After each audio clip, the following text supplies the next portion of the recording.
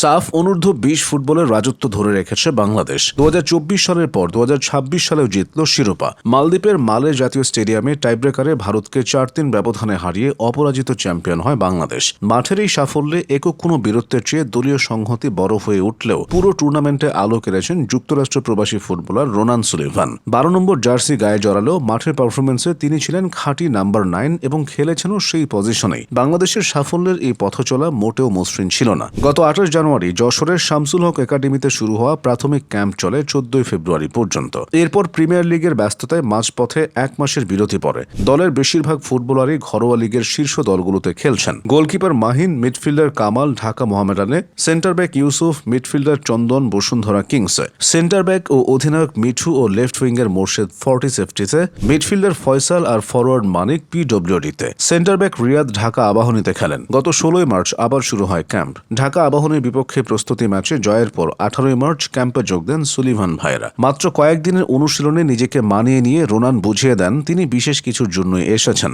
মালের মাঠে পাকিস্তানের বিপক্ষে প্রথম ম্যাচে জয়ের নায়ক ছিলেন রোনান। দলের 2-0 গোলের জয়ে 2টি গোলই তার, একটি দর্শনীয় ফ্রি কিকে এবং অন্যটি নিখুঁত হেডে। ভারতের বিপক্ষে গ্রুপ পর্বের ম্যাচেও অবদান ছিল তার। সেমিফাইনাল ও ফাইনালেও সুলিভানের বুদ্ধিদীপ্ত ফুটবল নজর কেড়েছে দর্শকদের। দলের কোচিং স্টাফদের মতে রোনানের বড় শক্তি হল তার গেম সেন্স এবং দ্রুত মানিয়ে নেওয়ার ক্ষমতা।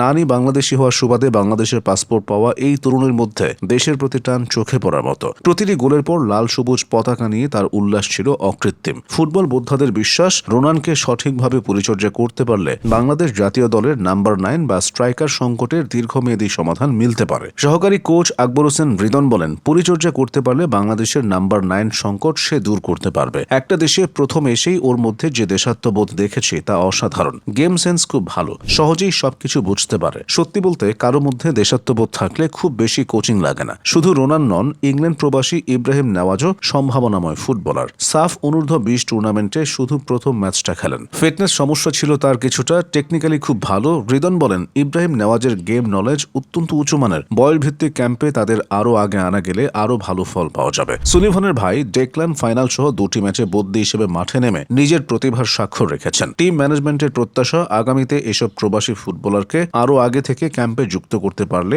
দল আরও শক্তিশালী হবে। বাংলাদেশের অনূর্ধ্ব-20 দলের সাফে টানা দ্বিতীয়বার চ্যাম্পিয়ন হওয়ার পেছনে চাবিকাঠি ছিল দীর্ঘদিনের বোঝাপড়া। বাফুফে এলিট একাডেমির এই দলটির ফুটবলাররা অনূর্ধ্ব-16 পর্যায় থেকে একসঙ্গে খেলে আসছেন, যার ফল পাচ্ছে বাংলাদেশ। সাফের এই ট্রফি শুধু একটি শিরোপা নয়, বরং রোনান সুলিভানের মতো উদীয়মান তারকাদের হাত ধরে বাংলাদেশের ফুটবলের আগামীর ইঙ্গিত দেয়। হৃদয়ে বাংলাদেশ আর মাথায় ফুটবল ম্যাচ জয়ের জেদ থাকলে যে কোনো বাধা অতিক্রম করা সম্ভব। অনূর্ধ্ব-20 দল আরও একবার তা প্রমাণ করল।